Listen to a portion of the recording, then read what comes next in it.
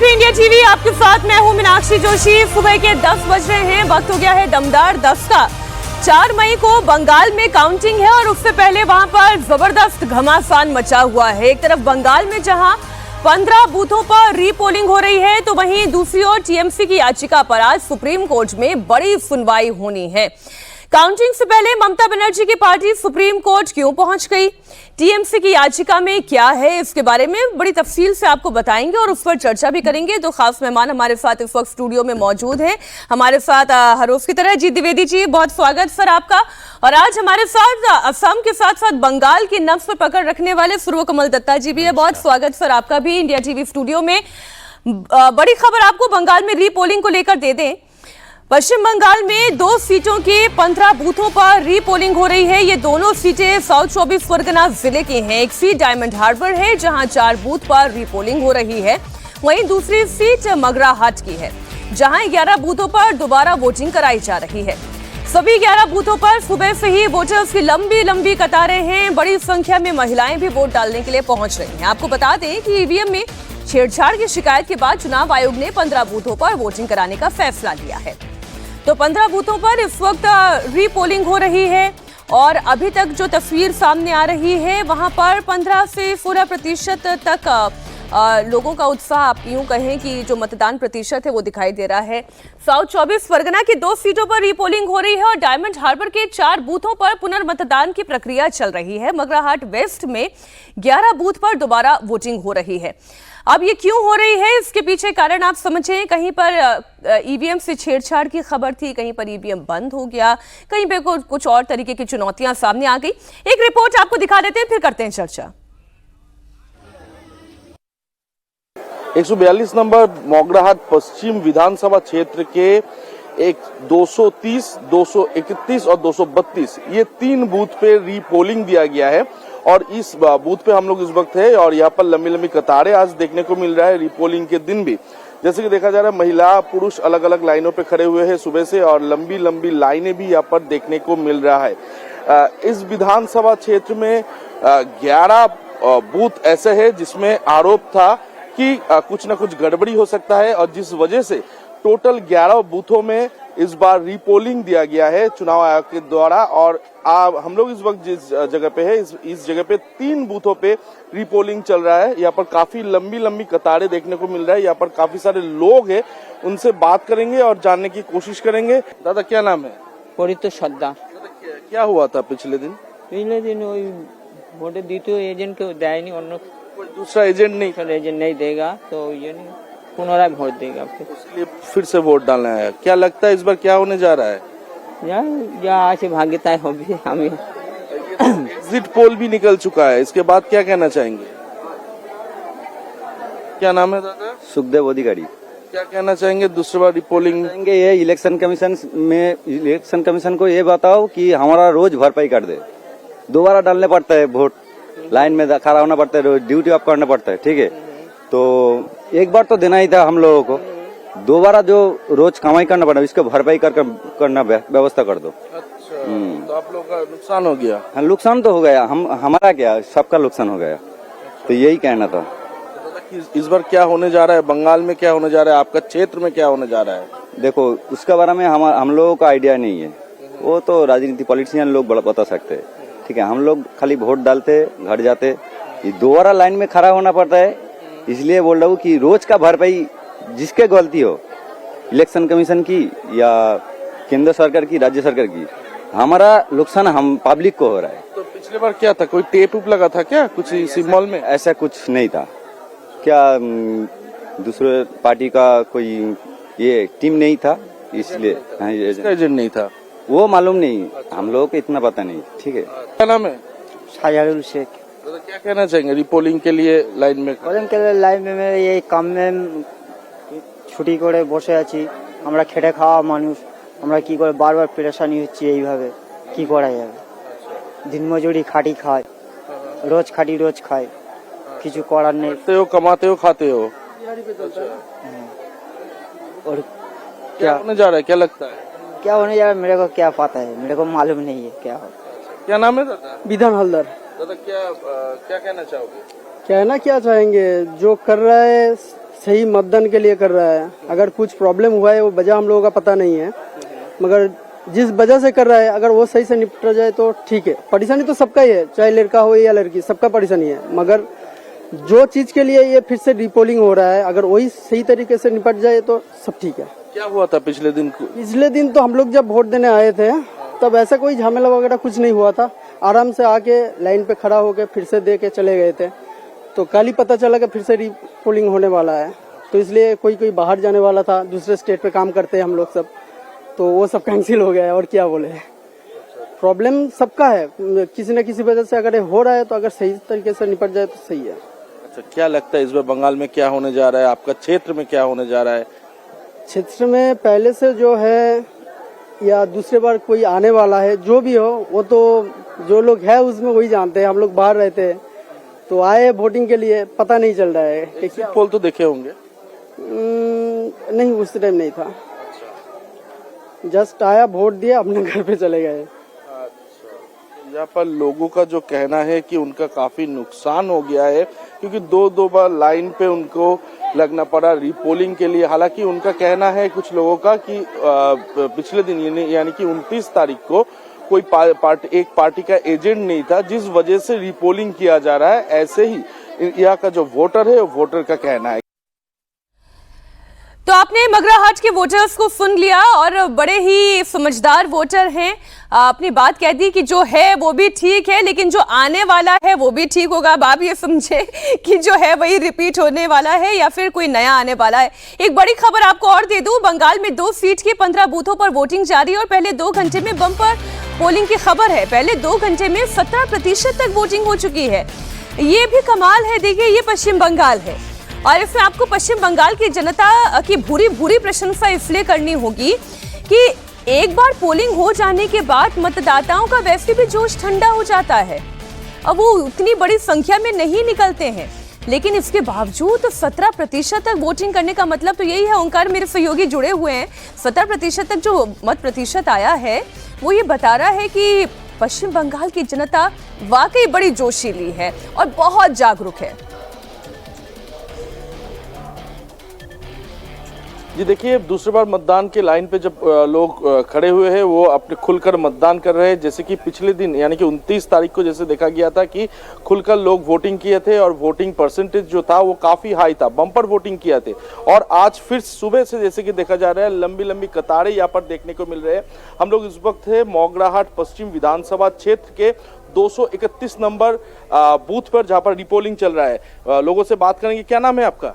मेरा नाम है सागर शाह। अच्छा, क्या लगता है पिछले दूसरा बार आपको लाइन पे खड़े होना पड़ा, क्यों? पिछले दिन तो वोट दिए थे, कोई गड़बड़ी हुआ था क्या? कोई गड़बड़ी हुआ इसलिए फिर रिपोलिंग हो रहा, मगर ये तो आम आदमी का परेशान है ना, काम वगैरह छोड़ के फिर लाइन में खड़ा होना पड़ा, फिर वोटिंग करना पड़ रहा। सिर्फ वोट देने में तो खाना पीना नहीं हो जाएगा ना, इसलिए थोड़ा परेशान भी हूँ। परेशानी भी है। तो क्या लगता है इस बार क्या परेशानी है? लगता है इस बार अच्छे से वोट होगा, यही लग रहा है। ठीक, ओंकार आप बने रहे हमारे साथ। अब चर्चा को हम जरा स्टूडियो में भी लेकर आते हैं। ओंकार, आप लोगों की राय तो ले ही रहे हैं। सूर्य कमल जी, आज चर्चा की शुरुआत आपसे करते हुए, क्या जनता है, सबसे पहले तो मुझे इसकी प्रशंसा करनी है कि गजब का उत्साह लोगों में है, परेशानी है, लेकिन फिर भी पहले वोट देना जरूरी है। ये पहले तो ऐसी नौबत क्यों आई ये हम जानते ही हैं, लेकिन अब ये जो फिर से रिपोलिंग हो रही है उससे नतीजों पर कोई असर पड़ता है? मीनाक्षी जी, क्योंकि सुबह का समय है तो देवी की स्तुति से ही शुरू करता हूँ और फिर आपके जवाब देता हूँ। सर्वमंगल मंगल्ये शिवे सर्वार्थ साधिके शरण्ये त्र्यंबके गौरी नारायणी नमस्तुते, जय माँ दुर्गा, जय श्री राम। अब आपकी बात पे ही आ जाता हूँ।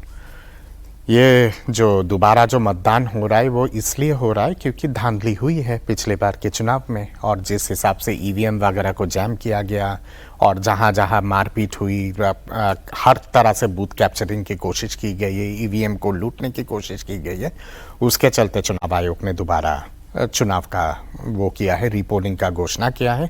मुझे उम्मीद है कि इस बार जिस तरह का पुख्ता सब इंतज़ाम हुआ है और जिस हिसाब से चारों तरफ पैरामिलिट्री फोर्सेस की छावनी बन गई है, अब शायद रीपोलिंग के दौरान इस तरह का हाहाकार नहीं मचेगा। मुझे चिंता अगर है, चिंता है फाल्ता को लेके। सबसे ज़्यादा प्रॉब्लम फाल्ता में हुआ है। जिस तरह की चीज़ें हुई है, कल जब तमाम जितने सारे बांग्ला चैनल, वहाँ के जितने सारे बांग्ला मीडिया हैं, वो लोग जाके वहाँ पे जब लाइव किए हैं, जब आपके नेशनल हाईवे पे जब प्रदर्शन चल रहा था, जैसे जैसे बातें सामने आई है कि बच्चों को मतलब कि काट के तालाब में फेंक देंगे, 4 साल के बच्चों को, 5 साल के बच्चों को, इस तरह की धमकी। महिलाओं को कहा गया है कि सार्वजनिक वे में मास बलात्कार होगा। ऐसी बातें आई हैं वहाँ पे, और महिलाएं सारेआम कह रही है कि हमें अब यहाँ पे जो टीएमसी की जो कैंडिडेट है उसकी अरेस्ट चाहिए और उसके साथ साथ दोबारा चुनाव चाहिए। ये आप सारे बांग्ला चैनल्स की बात कर रहे हैं, वो चर्चा बातें हैं, बांग्ला चैनल की बातें एक्रॉस अलग अलग मीडिया, सारे राष्ट्रीय चैनल के जो बांग्ला जो वो है वो, और वहाँ के प्रादेशिक चैनल। मेरा तो गुजारिश रहेगा कि फाल्ता के जो रिपोर्ट जिस तरह की आई है, चुनाव आयोग ने अभी तक फाइनल डिसीजन दिया नहीं है क्योंकि सारेआम लूट खसोट हुआ है वहाँ पे। I will request the election commission of India कि आप काउंटरमांड कीजिएगा फाल्ता के चुनाव को, मतदान 4 तारीख को बंद करवा दीजिए और एनआईए को सौंपिए फाल्ता की चीजें कि इस तरह की चीजें। ये इतना गंभीर अगर मामला है, अगर वहां के सभी रीजनल चैनल से चीफ रिपोर्ट कर रहे हैं, माहौल बहुत तनावपूर्ण बना हुआ है, ये तो बहुत चिंताजनक है। देखिए, फाल्ता के अभी जिन 2 सीटों पर चुनाव हो रहे हैं, हम लोग जब पोलिंग हो रही थी तब हम लोग थे, आपके साथ भी थी उस समय, और जो पहली रिपोर्ट आई थी ईवीएम के ऊपर बीजेपी के टेप वाली, वो फाल्ता से ही आई थी जी। फाल्ता की ही एक सीट पर कहा गया था। डायमंड हार्बर की रिपोर्ट बाद में आई। फाल्ता में पहले ये खबर आई थी कि बीजेपी का जो चुनाव चिन्ह है, और आजकल तो कैंडिडेट की भी फोटो लगती है ईवीएम के ऊपर, कि उसके ऊपर टेप चिपकाया हुआ है। उसकी फोटो भी आई, उसकी वीडियो भी हम लोगों ने दिखाया, आपने भी दिखाया, उसको देखा हम लोगों ने। तो ये बड़ी हैरानी है कि फाल्ता में कहीं रिपोल नहीं हो रहा है। रिपोल डायमंड हार्बर की 4 सीटों पर हो रहा है, मागराहाट वेस्ट की 11 सीटों पर हो रहा है। यहां भी गड़बड़ी हुई थी, इन सीटों पर रिपोल हो रहा है। फाल्ता में रिपोलिंग नहीं हो रही है, इसका मतलब, और इतनी धांधली हुई है, इसका मतलब कहीं ना कहीं चुनाव आयोग के दिमाग में यह है कि वहां 2, 4 या 5, 10 बूथों पर रिपोलिंग से काम नहीं चलेगा। इलेक्शन काउंटरमांड करना पड़ सकता है उस कॉन्स्टिट्यूएंसी में पर्टिकुलर। इसलिए हमको लगता है, मतलब ये हम सेंस कर रहे हैं, जो रिपोर्ट जिसकी बात कर रहे हैं हमारे साथी, उस रिपोर्ट हमने भी देखी है। तो उस रिपोर्ट के आधार पर ऐसा लग रहा है कि 1 या 2 सीट आप 2 बूथ पर रिपोर्ट कराइए, उसे काम नहीं चलेगा, क्योंककि हर जगह हुआ है। और एक दूसरी बड़ी हैरान करने वाली रिपोर्ट है, सुबह कमल दत्ता जी इस बात को मतलब कंफर्म करेंगे, वहां 282 बूथ हैं, और एक खबर यह है कि 2-4 को छोड़ करके कहीं भारतीय जनता पार्टी का पोलिंग एजेंट नहीं था। तो ये कहीं ना कहीं इस तरह की धांधली हुई है, या भारतीय जनता पार्टी को इस बात का अंदाजा था कि पोलिंग एजेंट बिठा करके भी हम कंट्रोल नहीं कर पाएंगे, जिस तरह का यहाँ माहौल है। वहाँ पहले दिन से था। जहांगीर खान जो कैंडिडेट हैं उनको लेकर के जयपाल शर्मा जो ऑब्जर्वर थे, उन्होंने जाकर के कहा, लेकिन एक दिन कहने से बात नहीं है। वर्षों से जो भय बैठा हुआ है, या जिस तरह की एक मशीनरी वहां काम करती है, बड़ा इलाका ग्रामीण इलाका है, गांव का है, जहां सिक्योरिटी की व्यवस्था नहीं है।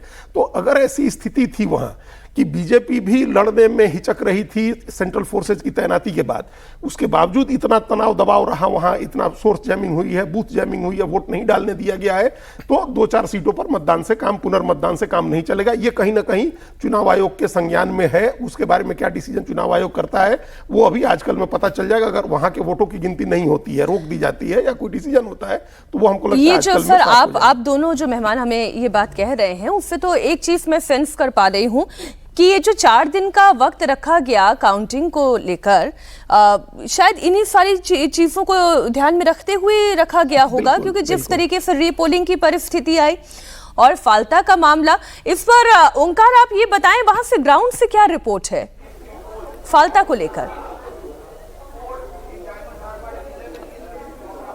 देखिए, फाल्ता क्षेत्र के अगर देखा जाए, फिलहाल उस जगह पे काफ़ी सारे बूथों पे ऐसे आरोप लगे थे कि किसी जगह पे बीजेपी के सिंबल के ऊपर टेप लगाया गया था, किसी जगह पे बीजेपी के सिंबल के ऊपर स्केल के जरिए वो बंद कर दिया गया था, किसी जगह पे आतर या इत्तर या फिर सेंट जैसे खुशबूदार कुछ लगाया गया था, ऐसे ही ऐसे आरोप लगे थे। इसके अलावा सीसीटीवी कैमरा ठीक तरीके से काम नहीं कर रहा था।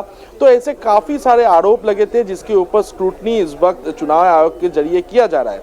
और इसी बीच जो सूत्रों के हवाले से जो खबर मिल पा रहा है वो है 30 बूथ ऐसे है जहां पर ऐसे ऐसे आरोप लगे थे, यानी कि टेप से बंद कर दिया देना या फिर सीसीटीवी काम ना करना। ऐसे 30 बूथों को शनाख्तीकरण जो है वो चुनाव आयोग की तरफ से किया गया है। तो इन बूथों पे क्या रीपोलिंग होगा इस विषय में अभी तक तो अगर 30 बूथ पे कोई गड़बड़ी हो सकती है तब तो फिर वो 30 से 50 और 50 से 100 भी हो सकती है। आप किन किन बूथों पे रीपोलिंग कराते रहेंगे? फिर क्या फालता का चुनाव ही कैंसिल कराना एकमात्र उपाय रह जाएगा? मैं समझता हूं कि चुनाव को कैंसिल करवाना ही एकमात्र उपाय है। और उसके साथ साथ जिस तरह के चीजें कल सामने आई है, महिलाएं बिल्कुल बिलाप कर रही थी कि हमें बचा लो, इस तरह के स्लोगन दिया गया है आपके तमाम जितने सारे एंटी सोशल एलिमेंट्स है कि हिंदुओं को काट दो, खत्म कर दो, मार दो, ऐसे ऐसे चीजें सामने आई हैं प्रादेशिक चैनलों पे। इसलिए मैंने कहा है कि चुनाव आयोग को एनआईए को सौंप देना चाहिए फालता की जो चीजें हैं, और एक बहुत हाई लेवल की इंक्वायरी होनी चाहिए। क्या फालता का कोई जोड़ बांग्लादेश के साथ तो नहीं है, या फिर वहाँ के जितने सारे आपके जो बांग्लादेश के जो कट्टर लोग हैं, क्या वो लोग बॉर्डर क्रॉस करके इस तरह की चीजें किए कि नहीं? एक दूरगामी एंगल है इसके पीछे। नहीं, अगली खबर लें उससे पहले अजय जी ये बताएं कि जैसे सीसीटीवी बंद होना समझ में आया, ये टेप वाली तस्वीर तो हमने खुद ने देखी, इत्र से किस तरह से नहीं, इत्र लगाया जाता है कि अगर कोई आदमी वो बटन दबा के आएगा और बाहर कहीं दूर उसमें से वो खुशबू आती है तो फिर उसको टारगेट किया जाता है। ये पहले से होता है, ये बहुत सिस्टमेटिक तरीके से इस तरह की चीजें होती हैं। बंगाल में कई जगह होती है, और ये पहली बार नहीं, कई जगह ऐसा होता है कि इत्र लगा दीजिए और फिर उसमें से अगर वो खुशबू आ रही है, आप गांव में ही तो जाएंगे, वोट डाल के अपने गांव में गए, वहां लोग बैठे हुए हैं जहां सीमा खत्म होती है। तो यही तो इतने इंस्टीट्यूशनल तरीके से ही तो वोट की रिगिंग होती है कम्युनिस्ट पार्टी के जमाने से। तो आप 150 मीटर की सीमा या 200 मीटर की सीमा पार कर गए तो सेंट्रल फोर्सेज नहीं है, अब आप अपने गांव में गए तो वहां कोई आदमी आपकी उंगली सूंघेगा और उसकी खुशबू आई तो आपको टारगेट कर लिया गया कि आप बीजेपी, ये तो बीजेपी का बटन दबाकर आए, क्योंकि वहीं पे इतना लगा है, टारगेट किया गया। तो इस तरह की कई चीजें होती हैं, वो टेप लगा देना। अच्छा, चूंकि इस बार बहुत निगरानी हो रही है, सेंट्रल फोर्सेज बाहर अंदर सब जगह है और चुनाव आयोग की बहुत नजर है, तो ये चीजें संज्ञान में आ रही हैं। नहीं तो फालता में तो बिल्कुल ही नहीं आती थी। फालता तो एक ऐसी कॉन्स्टिट्यूएंसी है जहां सोचता भी नहीं था कोई। हम तभी कहे, एक बहुत ही ऑथेंटिक व्यक्ति ने कहा कि भाई बीजेपी ने गिव अप कर दिया था। बीजेपी के पोलिंग एजेंट नहीं थे ज्यादातर बूथ पर, उनको पता था कि उसका कोई फायदा नहीं होना है, अननेसेसरी वो टारगेट होंगे, मारपीट होगी, बाद में बचाएगा कौन? सही बात है। तो इस वजह से किया। तो ये बात ठीक है कि चुनाव आयोग इस बात पर विचार करे। 30 सीटों पर अगर मान लीजिए चुनाव आयोग को सूचना है, तो आपने ठीक कहा कि कोई जरूरी नहीं है 30 ही सीटों, 50 हो सकती हैं, 100 हो सकती हैं, दूसरे तरह की रिगिंग हुई हो सकती है ना। कोई नया तरीका तो बड़ी फॉल्ट लाइन है बंगाल के पूरे चुनाव के, इस चुनाव के। और चुनाव आयोग को इस बारे में अभी देखिए, अभी चुनाव आयोग का क्या क्लीन रिकॉर्ड था। बिहार में एक भी बूथ पर बाईपोल नहीं हुआ, रिपोल नहीं हुआ, मतलब कहीं रिपोल नहीं हुआ। पूरे तमिलनाडु में, केरल में कहीं रिपोल नहीं हुआ, असम में, पश्चिम बंगाल पहले फेज में भी 152 सीटों पर नहीं हुआ। जब जैसे आप सेकंड फेज में आए, वो फेज जो ममता बनर्जी का तृणमूल कांग्रेस का गढ़ माना जाता है पुराने, जहां भारतीय जनता पार्टी अपेक्षाकृत कमजोर है, उसमें भी ये जो इलाका है, आप जिस इलाके की हम लोग अभी बात कर रहे हैं, दक्षिण 24 परगना की, तो इस इलाके में तो पिछली बार भी बीजेपी को एक भी सीट नहीं मिली थी। इन इलाकों में ही फिर रिपोल की नौबत आई है, तो इसको तो अलग तरह से देखना होगा। अच्छा, डायमंड हार्बर के बूथ नंबर 243 पर ईवीएम में खराबी की खबर आई। ईवीएम में खराबी के कारण रीपोलिंग फिर से रुक गई। सोचिए, ये रीपोलिंग हो रही है और रीपोलिंग को भी रोकना पड़ा है। ये बड़ी खबर आपको दे दे, डायमंड हार्बर से ही आ रही है।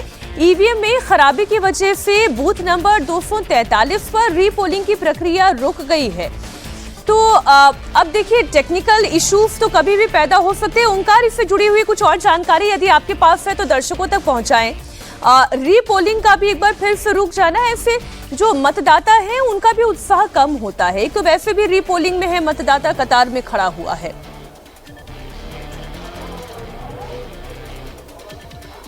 देखिए मीनाक्षी,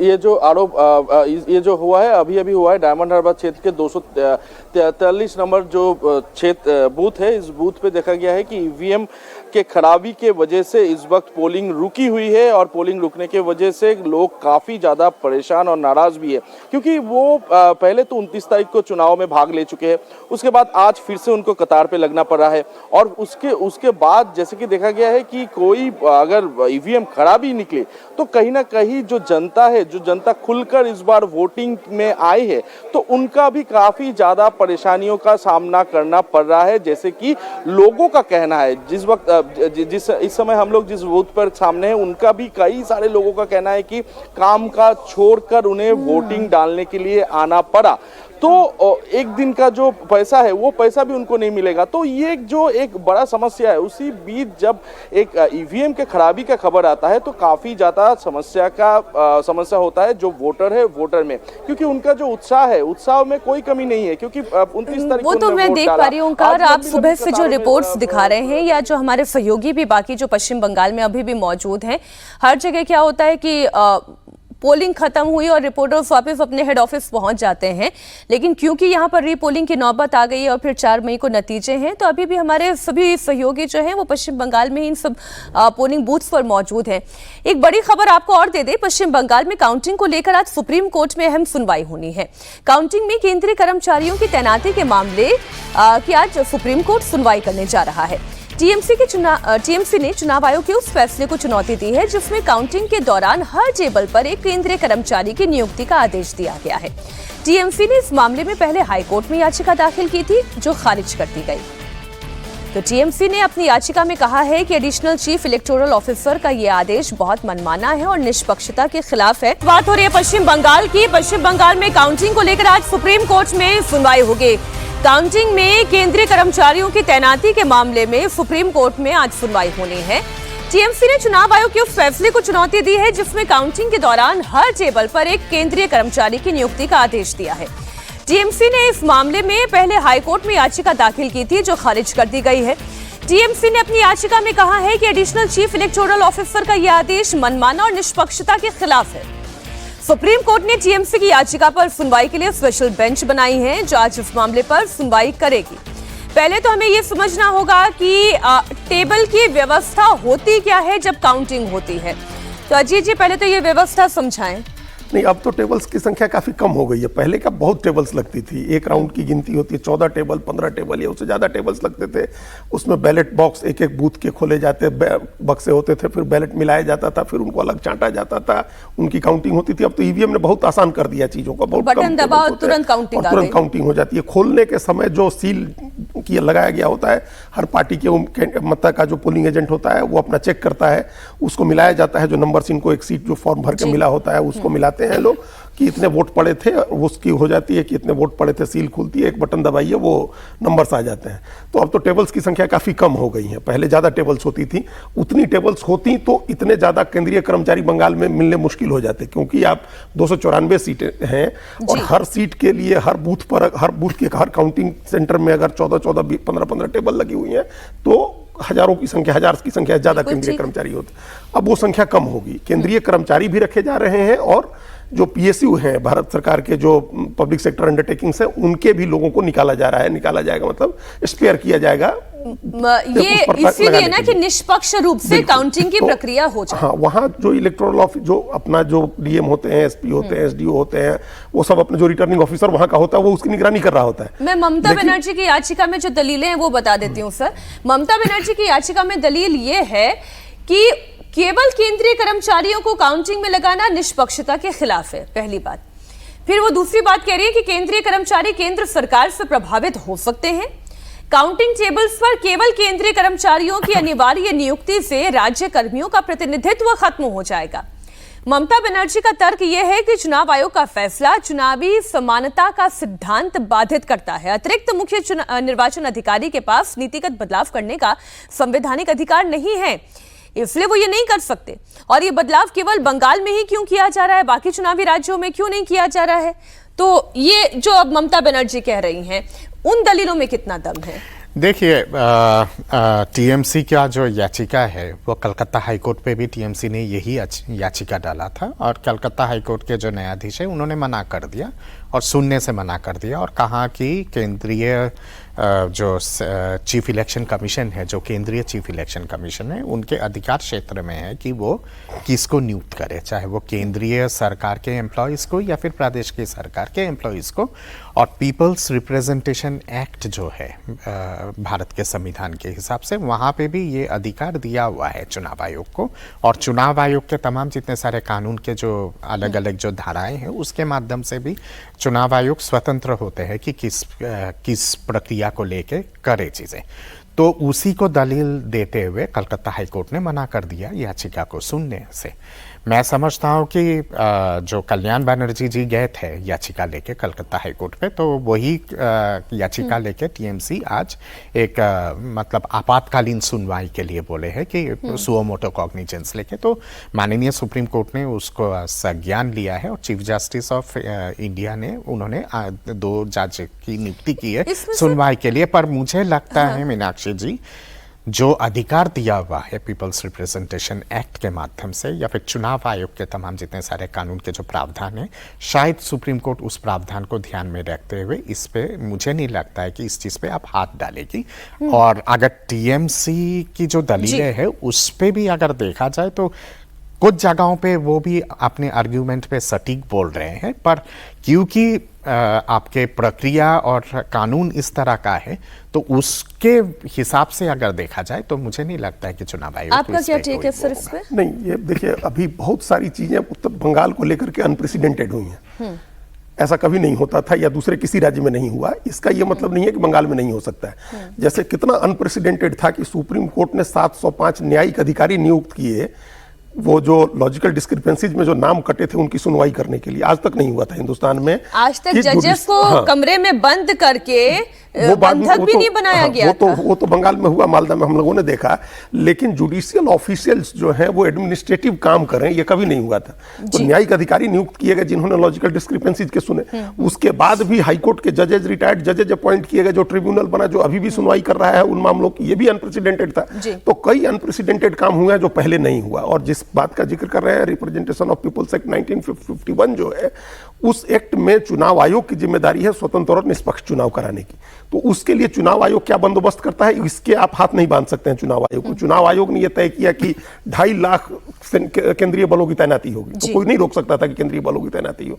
तो वो किया उसने, चुनाव आयोग ने।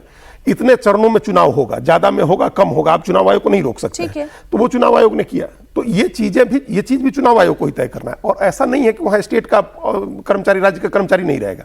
जो रिटर्निंग ऑफिसर है या जो एडिशनल रिटर्निंग ऑफिसर है, आरओ, एआरओ, तो स्टेट का ही ऑफिसर है, वो तो वहां रहेगा ही काउंटिंग में। और काउंटिंग के लिए जो राज्य सरकार के कर्मचारी होंगे वो तो मौजूद रहेंगे ही वहां। ये तो पर्यवेक्षक के तौर पर अपॉइंट होना है। देखिए इस मामले को लेकर के पहले भी ममता बनर्जी कोर्ट गई थी, जो माइक्रो ऑब्जर्वर्स अपॉइंट हुए थे, एक सेंट्रल ऑब्जर्वर्स अपॉइंट हुए थे, इनको लेकर के भी कि क्यों केंद्र सरकार के कर्मचारी को माइक्रो ऑब्जर्वर जब दूसरे जगह नहीं अपॉइंट होते हैं तो आप बंगाल में क्यों कर रहे हैं। लेकिन किया था, चूंकि चुनाव आयोग चाहता है कि स्वतंत्र और निष्पक्ष चुनाव हो। एक वरिष्ठ पत्रकार ने कहा था कि ममता बनर्जी का सिस्टम पूरा हिल गया है, है ना?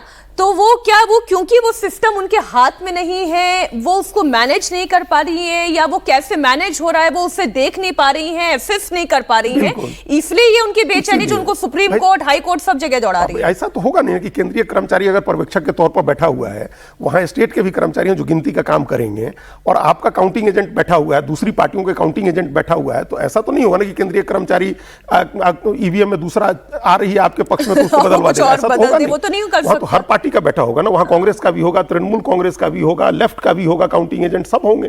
तो वहां एक केंद्रीय पर्यवेक्षक रहे, मतलब इसमें टेक्निकली और कोई परेशानी नहीं, कोई परेशानी नहीं। लेकिन एक माहौल बनाने की बात होती है, एक परसेप्शन क्रिएट करने की बात होती है, जो तृणमूल कांग्रेस की तरफ से किया जा रहा है। काउंटिंग से पहले टीएमसी और बीजेपी दोनों सुपर एक्शन मोड में दिख रही है और इसकी तस्वीरें हम लगातार आपके सामने रख रहे हैं। सीएम ममता बनर्जी आज शाम 4 बजे काउंटिंग एजेंट्स और कैंडिडेट्स की वर्चुअल मीटिंग लेने वाली हैं और इसमें ममता के भतीजे अभिषेक बनर्जी काउंटिंग के लिए स्ट्रैटेजी तय करेंगे। काउंटिंग की तैयारी को लेकर आज कोलकाता में बड़ी बैठक बुलाई गई है और इस बैठक में विधानसभा चुनाव में लगाए गए सभी नेताओं, सांसद और विधायक भी उन्हें शामिल किया जाएगा। इससे पहले शुक्रवार को भी पार्टी महासचिव सुनील बंसल, भूपेंद्र यादव की मौजूदगी में बीजेपी संगठन की बैठक हुई और इस दौरान नेताओं को काउंटिंग डे की तैयारी की जानकारी दी गई। साथ ही काउंटिंग के दौरान की रणनीति भी तैयार की गई। ममता बनर्जी के आदेश के बाद टीएमसी नेताओं ने हर स्ट्रांग रूम की निगरानी बढ़ा दी है। टीएमसी कार्यकर्ता 3 से 4 घंटे के शिफ्ट कर रहे हैं, स्ट्रांग रूम के बाहर तैनाती दे रहे हैं, पहरेदारी दे रहे हैं। सोचिए जरा, जिस स्ट्रांग रूम में 3 लेयर की सिक्योरिटी होती है, सील बंद दरवाजा है, अच्छा ताला ही नहीं लगा, ताला के ऊपर भी सील लगी हुई है, पुलिस के जवान तैनात हैं, केंद्रीय सुरक्षा बल जहां पर तैनात है वहां पर भी पोलिंग एजेंट्स पहरेदारी दे रहे हैं। ये ममता बनर्जी की क्या बेचैनी नहीं दिखाता है? बिल्कुल बेचैनी दिखाता है। और मैं जैसे मैंने कहा है कि साइकोलॉजिकली बहुत ज़्यादा प्रेशर पे हैं और डर लग रहा है। और उनके आप चुनाव का जब वो चल रहा था, जब आपके जब रैलीज वगैरह ये तमाम चीज़ें जब चल रहा था, उस दौरान के बयान अगर आप उठा के देखेंगे तो उससे ही समझ में आता है कि कितना ज़्यादा पहली बार पैरानॉइड हुई है ममता बनर्जी। जैसे उन्होंने एक रैली पे कहा था अपने बंगाल पुलिस के बारे में कि एरा तो हमार कथा शोने ना, चीफ सेक्रेटरी और बाकी जितने हैं ओरा हमार फोन उठाए ना, कलकत्ता पुलिस के जितने लोग हैं ओरा फोन स्विच ऑफ करे दे। फिर आपके बंगाल पुलिस आज के डेट में मेरे किसी भी बात को नहीं मानते, हमार हाथे किचू नहीं, ये बाकायदा उन्होंने रैली पे कहा है। तो उससे ही समझ में आता है कि दीदी ने शायद भांप लिया है कि हवा। सर, बड़ी खबर आ गई, टीएमसी की याचिका पर सुप्रीम कोर्ट में सुनवाई शुरू हो गई है और टीएमसी की ओर से कपिल सिब्बल इस वक्त दलील दे रहे हैं।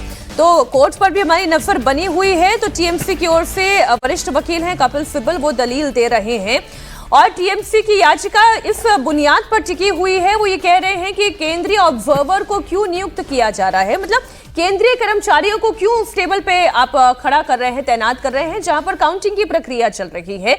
यहां पर आप राज्य के सरकारी कर्मचारियों को क्यों नहीं जिम्मेदारी दे रहे हैं? ये जो आप अभी बेचैनी की बात करें ना कि मेरी बात सुन नहीं रहे, मेरा फोन उठा नहीं रहे, ऐसा समझ में आता है कि मेरी चल नहीं पा रही है। बॉटम लाइन ये है कि अब मेरे हाथ में कुछ रहा नहीं है। एक जिस दिन आपका वो खत्म हुआ था आपके तमाम मतलब पोलिंग 29 को, उससे 2 दिन पहले उन्होंने एक रैली पे कहा कि जोदी तृणमूल था के आबार देखा होगे, अगर तृणमूल रहेगी तो दोबारा मिलेंगे।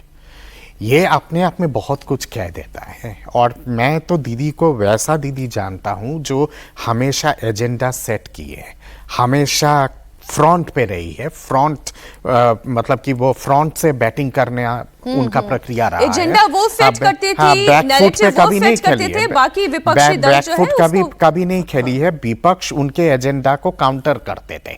इस बार पहले बार हुआ है कि विपक्ष ने एजेंडा सेट किया है, वो काउंटर करते करते रह गई, कोर्ट के अंदर कोर्ट के बाहर। और आज पहली बार हो रहा है कि हर दिन उनको कलकत्ता हाई कोर्ट और सुप्रीम कोर्ट भागना पड़ रहा है। अनप्रेसिडेंटेड है तमाम चीज़ें जो है। और मैं समझता हूँ कि नतीजा निकलने के बाद अगर उनकी विपरीत जाती है तो शायद फिर भागेगी सुप्रीम कोर्ट की मैं मानती नहीं हूँ इस मतदान को। वो तो ईवीएम में गड़बड़ी है, वो सारे स्क्रिप्ट हम बहुत महीनों से सुन रहे हैं। उसमें दूसरे कारण भी हैं। ये जो 27,10,000 नाम कटे लॉजिकल डिस्क्रिपेंसीज पर, उसमें से किसी की सुनवाई नहीं हुई। सिर्फ 1607 लोगों को वोट डालने की मंजूरी मिली है 27,10,000 में से। और सुप्रीम कोर्ट में एक सुनवाई के दौरान हमको जहां तक ध्यान आ रहा है, जस्टिस जयमाल्या बागची ने ये बात कही थी कि अगर नाम कटे हैं 15% और जीत हार का अंतर 2% है तो हमारी नजर रहेगी इस पर, हम इस बात को देखेंगे।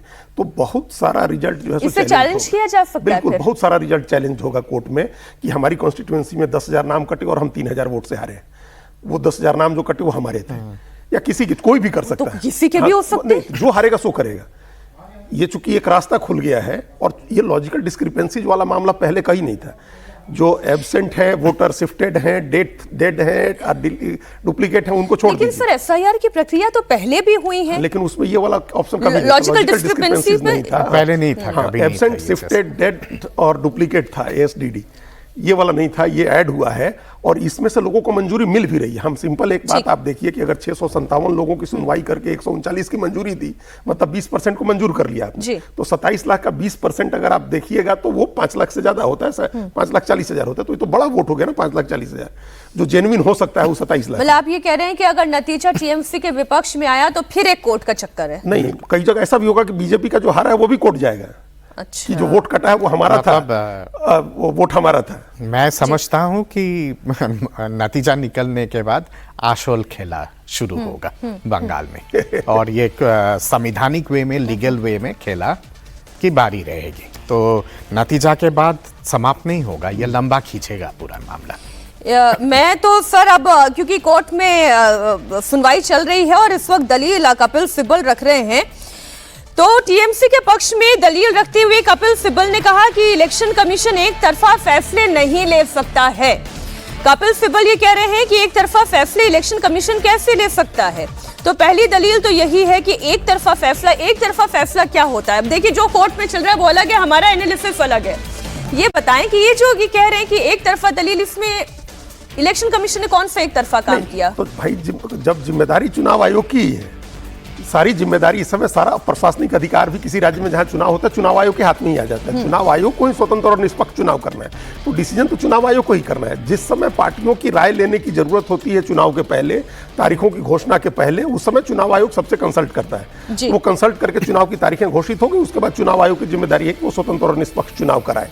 अब ये चुनाव आयोग ने डिसीजन लिया है, मतलब ये अब हो सकता है कि इस बात को ये दलील दे कि हर टेबल पर क्यों खड़ा करना है, एक काउंटिंग सेंटर एक और बात जो कपिल सिब्बल कह रहे हैं कि हमें आशंका है कि एसीईओ के आदेश से काउंटिंग में गड़बड़ी होगी। एसीईओ के आदेश से ही काउंटिंग में गड़बड़ी हो जाएगी, इलेक्शन ड्यूटी पर लगे हुए कर्मचारी ही काउंटिंग में गड़बड़ी कर देंगे। तो वो तो स्टेट का ही कर्मचारी होगा ना।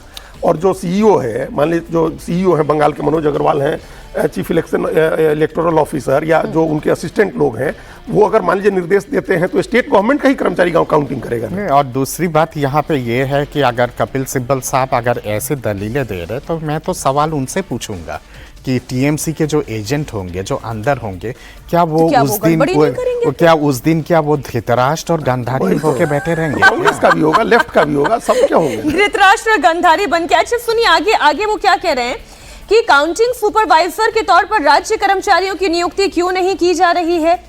टीएमसी ने कहा कि संविधान के अनुच्छेद 324 की धज्जियां उड़ाई जा रही है। कपिल सिब्बल ये कह रहे हैं कि चुनाव आयोग मनमानी कर रहा है, चुनाव आयोग राज्य के कर्मचारियों की नीयत पर सवाल खड़े कर रहा है। तो कपिल सिब्बल भी तो केंद्र के कर्मचारियों की नीयत पर सवाल खड़े कर रहे हैं, ये कैसी दलील है? और अगर सारी चीजें अगर मतलब कि एक तरह के उस पे है कि मेरा मानना है ऐसा हो सकता है, काल्पनिक अगर है तो काल्पनिक चीजों पे तो इस तरह की बहस और फैसला नहीं हो सकता। सुप्रीम कोर्ट ने कह दिया, सुप्रीम कोर्ट ने कहा कि आप ऐसे आरोप नहीं लगा सकते, राज्य के कर्मचारी हो या केंद्र के कर्मचारी हो, सभी चुनाव आयोग के तहत ही काम कर रहे हैं। तो ये सुप्रीम कोर्ट ने कहा। सुप्रीम कोर्ट ने यह भी कहा कि ऐसा नहीं है कि वहां सिर्फ काउंटिंग सुपरवाइजर होंगे, इसके अलावा प्रत्याशियों के प्रतिनिधि वहां पर होंगे। अभी जो चर्चा हम यहाँ कर रहे हैं वही बात सुप्रीम कोर्ट भी कह रहा है, अन्य अधिकारी भी होंगे। किसी तरह की आशंका का कोई आधार ही नहीं बनता है। एग्जैक्टली हम लोग अभी इसी बात पर चर्चा कर रहे थे। और वो सुपरवाइजर होगा, काउंटिंग के जो ऑफिसर्स होंगे, कर्मचारी होंगे, जो गिनती करने वाले, वो कर्मचारी बैठे होंगे, और कम से कम हर प्रत्याशियों के प्रतिनिधि हर टेबल पर 5-6 प्रत्याशी होंगे। देखा नहीं, कांग्रेस का भी होगा, लेफ्ट का भी होगा, बीजेपी का भी होगा, निर्दलीय भी होंगे, आईएसएफ लड़ रही है, सब तरह सबके उम्मीदवार होंगे, निर्दलीय लड़ रहा होगा, उसका भी काउंटिंग एजेंट बैठा होगा। तो उसके सामने ऐसा नहीं होगा। और ये जो सुपरवाइज कर रहा है वो ऐसा नहीं होगा कि नतीजे बदलवा देगा। जो काउंटिंग है, जो कर रहे हैं काउंटिंग एजेंट, काउंटिंग अधिकारी, ऑफिशियल्स, वो तो स्टेट गवर्नमेंट के ही कर्मचारी हैं। और मीनाक्षी जी, ये जो अविश्वास है, जिस अविश्वास की हम लोग कल चर्चा कर रहे थे कि ये स्टेट गवर्नमेंट के कर्मचारियों पर बीजेपी या दूसरे लोगों का अविश्वास और केंद्र के कर्मचारियों पर ममता बनर्जी का विश्वास, ये ठीक नहीं है। ये लॉन्ग टर्म में तो इसलिए सुप्रीम कोर्ट ने कहा कि आप ऐसे आरोप नहीं लगा सकते कि राज्य के कर्मचारी हो या फिर केंद्र के कर्मचारी हो, सभी चुनाव आयोग के तहत ही काम करें। जी मीनाक्षी जी, जो अभी तक ऑनरेबल जजेस की जो ऑरल ऑब्जर्वेशन आया है, ये सारे ऑरल टिप्पणी है। ऑरल ऑब्जर्वेशन दो तरह की होती है, एक रिटन होती है, एक ऑरल होता है। रिटन तो बाद में जब फैसला आएगा तब वो रिटन पे आ जाएगा चीजें, पर ऑरल ऑब्जर्वेशन से मुझे सारा दिशा समझ में आ रहा है कि शायद supreme court Calcutta high court के जो फैसला है उसको ही बरकरार रखेंगे। दूसरी बात यह है कि लगातार अगर आप चुनाव आयोग को कटघरे में खड़ा करोगे तो मैं तो फिर कहूंगा कि फिर मॉडल कोड ऑफ कंडक्ट को ही खत्म कर देना चाहिए। जैसे ही चुनाव का डिक्लेरेशन होता है, मॉडल कोड ऑफ कंडक्ट लागू हो जाता है। और मॉडल कोड ऑफ कंडक्ट का मतलब क्या होता है कि सारी चीजें आप 100% भरोसा के साथ चुनाव आयोग के अधिकार क्षेत्र में आप सौंप देते हैं। और उस पे तो सारी पार्टियों की एग्रीमेंट होती है पहले ही जब चुनाव sir, moral code of conduct को ही मैं आधार बना के बोलूं तो सबसे पहले तो ममता बनर्जी हो या विपक्ष के तमाम नेता हो, उन्होंने किसके खिलाफ महाभियोग लाने की बात की थी? वो तो सीईसी के खिलाफ ही लाने की बात की थी। तो वहां अविश्वास की खाई इतनी गहरी है कि आप यहाँ पर इसे अब पाट पाना नामुमकिन दिखाई दे रहा है। लेकिन जो कोर्ट में चल रहा है, एक बार फिर से सिलसिलेवार तरीके से मैं आपके सामने रख दूं। पहले तो टीएमसी की तरफ से कपिल सिब्बल खड़े हुए, उन्होंने पक्ष रखना शुरू किया। उन्होंने कहा कि इलेक्शन कमीशन एक तरफा फैसले नहीं ले सकता है। उन्होंने कहा कि हमें आशंका है कि एसीईओ के आदेश से काउंटिंग में गड़बड़ी होगी। आगे उन्होंने कहा कि काउंटिंग सुपरवाइजर के तौर पर राज्य के कर्मचारियों की नियुक्ति क्यों नहीं हो रही है, केवल केंद्र के कर्मचारियों की नियुक्ति ये इलेक्शन कमीशन मनमाने तरीके से कर रहा है। और फिर उन्होंने संविधान के अनुच्छेद 324 का हवाला देते हुए कहा कि संविधान के अनुच्छेद 324 की इलेक्शन कमीशन ही धज्जियां उड़ा रहा है, चुनाव आयोग मनमानी कर रहा है। इस पर सुप्रीम कोर्ट ने कहा कि आप इस तरीके के आरोप नहीं लगा सकते, चाहे केंद्र के कर्मचारी हों चाहे राज्य के कर्मचारी हों, दोनों ही इलेक्शन कमीशन ऑफ इंडिया के अंतर्गत ही काम करते हैं। और ऐसा नहीं है कि केवल काउंटिंग सुपरवाइजर यानी कि जो केंद्र के कर्मचारी एक एक टेबल पर नियुक्त किए जाएंगे, केवल वही वहां पर होंगे। आपके अपने प्रत्याशियों के एजेंट्स भी तो वहां पर मौजूद होंगे, उनके प्रतिनिधि भी होंगे और अधिकारी भी होंगे। किसी तरीके की आशंका का कोई आधार नहीं बनता। ये जो बात अभी कपिल सिब्बल कह रहे हैं, वो खुद ही मुझे लग रहा है समझ रहे उनका केस कमजोर है। हाँ नहीं, ये लोग दूसरे जो आर्गुमेंट्स अभी आप लोग दिखा रहे थे कि एक तो कि माइक्रो ऑब्जर्वर ऑलरेडी अपॉइंटेड हैं, तो इनकी अलग से क्या जरूरत है, तो ये ठीक है। एक अभी समय क्या है, परसेप्शन क्रिएट करने की लड़ाई चल रही है। तृणमूल कांग्रेस को ये दिखाना है कि हम लड़ रहे हैं, अभी हमने गिव अप नहीं किया है और हमारी संभावना, हमारा होप हमारा जिंदा है। नहीं तो क्या, अगर इस तरह के अगर ये फैसला डायरेक्ट हो गया तो एक संभावना ये रहती है कि तृणमूल कांग्रेस के जो काउंटिंग एजेंट्स जाएंगे उनका पहले से मोराल डाउन होगा। उनका मोराल अप करने के लिए ये कोशिश हो रही है। हालांकि कामयाबी मिलने की संभावना इसमें कम लग रही है, क्योंकि आर्गुमेंट्स लचर हैं इस मामले में। काउंटिंग का काम मुख्य रूप से राज्य सरकार के कर्मचारी करेंगे जी। और उसके ऊपर हर कॉन्स्टिट्यूएंसी जहां भी काउंटिंग सेंटर्स बनते हैं, मान लीजिए कि हम प्रखंड होते हैं, अनुमंडल होते हैं जिनको तहसील बोलते हैं, जिला है, उसके ऊपर जिला मुख्यालय में काउंटिंग होता है, उसके नीचे तहसील का है, वहाँ काउंटिंग होता है। वहाँ रिटर्निंग ऑफिसर, हर कॉन्स्टिट्यूएंसी का रिटर्निंग ऑफिसर होता है, असिस्टेंट रिटर्निंग ऑफिसर होता है, उसके ऊपर कलेक्टर होता है। ये सब लोग देख रहे होते हैं चुनाव को, ये सब लोग देख रहे होते हैं, काउंटिंग को भी ये सब लोग देख रहे होते हैं। और राज्य सरकार के कर्मचारी काउंटिंग करेंगे, ऑब्जर्वर सिर्फ वहाँ मौजूद रहेगा। एक सवाल आपसे इसी पे पूछते हैं, क्योंकि आपने बताया कौन कौन मौजूद होता है एक टेबल पर जहां पर ईवीएम मशीनें रखी हुई हैं, जहां पर काउंटिंग की प्रक्रिया शुरू हुई। कितने मिनिमम मेंबर वहां पे खड़े हुए होते हैं? मतलब एक टेबल पर एटलीस्ट 10 लोग होंगे। 10 लोग हैं एटलीस्ट, ज्यादा भी हो सकते हैं। और उसमें केंद्र के भी है, राज्य के भी है, राज्य के कर्मचारी ज्यादा होंगे और चुनाव आयोग पार्टियों के प्रतिनिधि होंगे। जो काउंटिंग करने वाले राज्य सरकार के कर्मचारी हैं, जो आमतौर पर शिक्षक होते हैं या किसी सरकारी विभाग के कर्मचारी होते हैं, वो होंगे जो इस काम को अंजाम देंगे, जिनकी ट्रेनिंग हुई होती है, जिनका प्रशिक्षण हुआ होता है चुनाव आयोग की तरफ से, वो इस काम को करेंगे। और उसके अलावा लगातार जो वो निगरानी चल रही होती है, मॉनिटरिंग, जो सीनियर ऑफिसर्स होते हैं, एसडीओ, एसडीएम है, एडीएम है, डीएम है या डीसी है, वो लगातार मॉनिटरिंग करते चलते और उसमें सब पार्टियों के जो काउंटिंग एजेंट्स हैं वो बैठे होते हैं। फिर भी इतना अविश्वास? बिल्कुल सही बात है। और कपिल सिब्बल जी और अभिषेक मनु सिंघवी जी, जब से बंगाल का ये घमासान मचा हुआ है, मैंने देखा है कि हर हियरिंग पे एजम्पशन प्रिजम्पशन पे ही बातें करते हैं और हर हियरिंग पे एजम्पशन प्रिजम्पशन के चलते सुप्रीम कोर्ट ने फटकार लगाया, फेल हुआ है। दूसरी बात यहाँ पे ये आती है कि काउंटिंग के दिन जब काउंटिंग होगा और अंतिम वोट जब गिना जाएगा, जब तक अलग अलग पार्टी के एजेंट सहमत नहीं होंगे लास्ट वोट के काउंटिंग को लेके, और अगर किसी भी तरह का प्रश्न अगर लगाते हैं तो दोबारा रिकाउंट होता है। आप जब तक सहमति नहीं देंगे और पूरा रिकाउंट होगा और आप जब तक साइन नहीं करेंगे कि हाँ मैं सहमत हूं इस काउंटिंग से, तब तक उसका डिक्लेरेशन नहीं हो सकता है। तो यानी कि कहीं ना कहीं पे आप अपने एजेंट के ऊपर भी फिर भरोसा नहीं जता रहे हो, क्योंकि आपको लग रहा है कि आपके एजेंट ही शायद धांधली कर देंगे और वो कुछ ना कुछ ऐसे कर सकते हैं। अच्छा, सीनियर एडवोकेट है डीएस नायडू, वो इलेक्शन कमीशन ऑफ इंडिया की तरफ से अपनी बात रख रहे हैं। वो कह रहे हैं the returning officer has an overreaching power who is the state government employee. If they want to put labels, he selects the officers. These are misplaced apprehensions. वही कह रहे हैं कि आपके जो एप्रीहेंशन सी हैं वो मिसप्लेस्ड है। बिल्कुल मिसप्लेस्ड है, क्योंकि जो काउंटिंग करने वाले कर्मचारी हैं ना, उनकी तो बाकायदा चुनाव आयोग ट्रेनिंग करता है ना, उनको प्रशिक्षण दिया जाता है, उनको कि कैसे गिनती होती है, कैसे पोलिंग कराने वालों की अलग ट्रेनिंग होती है, काउंटिंग कराने वालों की अलग ट्रेनिंग होती है, वो काउंटिंग के लिए बैठे रहते हैं। तो इस प्रक्रिया में जो ये सुपरवाइजर का अपॉइंटमेंट है, ये सिर्फ ओवरसी करने के लिए है कि आप ऊपर से देखें कि किसी तरह की कोई गड़बड़ी, वहां कोई धांधली। कई बार ये बंगाल का नहीं, पुराने पहले तो हर जगह होता था कि जो मजबूत हो रहा है, जो जीत रहा है, वो धमकाता है दूसरे वाले को, जो कमजोर पड़ रहा है वो निकल के चला जाए, ऐसी चीजें होती रहती है। इस पर जस्टिस बागची ये कह रहे हैं कि mister Sibal want strict compliance of the circular, और फिर जस्टिस नरसिम्हा ये कह रहे हैं कि make sure what is there in the circular is followed. अब देखिए ये कैसी बातें हो रही है कि जो सर्कुलर में लिखा गया है आप उन नियमों को फॉलो करें, आप उन प्रावधानों के हिसाब से ही काम करिए। सुप्रीम कोर्ट कह रहा है, किससे कह रहा है, इलेक्शन कमीशन ऑफ इंडिया की तरफ से जो एडवोकेट हैं डीएस नायडू, उन्हें ये कह रहा है। तो कपिल सिब्बल ये कह रहे हैं कि सीसीटीवी फुटेज को प्रिजर्व रखा जाए और उसको डिस्ट्रॉय ना किया जाए। तो उस पर भी एडवोकेट नायडू ये कह रहे हैं कि ये तो 45 दिनों तक प्रिजर्व रहता है, 45 दिनों और तक जो रखा ही चाहेगा जाता है। उससे मिल सकता है इसकी जांच करने के लिए। 45 दिन तक रखा ही जाता है, और 1.5 महीने की अवधि कोई कम थोड़े है। आपको कम नहीं। कोई आशंका है तो पहले आप दे दीजिए कि भाई यहाँ प्रिजर्व रखा जाए, हमको चाहिए है, हम कैंडिडेट दे सकता है। पहले 6 महीने तक रखने की बात होती थी, लेकिन कोई उसका मतलब नहीं। अगर आप चैलेंज करेंगे, कोई संदेह पैदा होगा तो पहले ही दिन होगा ना, दूसरे दिन होगा, 5 दिन 10 दिन के भीतर आप कर लीजिए। हालांकि बहुत इंटरेस्टिंग पूरी कोर्ट की प्रक्रिया चल रही है, इस पर और चर्चा करने का और खबर आप तक पहुंचाने का मन था, लेकिन दमदार 10 में इतना ही। इस पर बहुत शुक्रिया अजीत जी आपका भी, फुरकमल जी आपका भी बहुत शुक्रिया।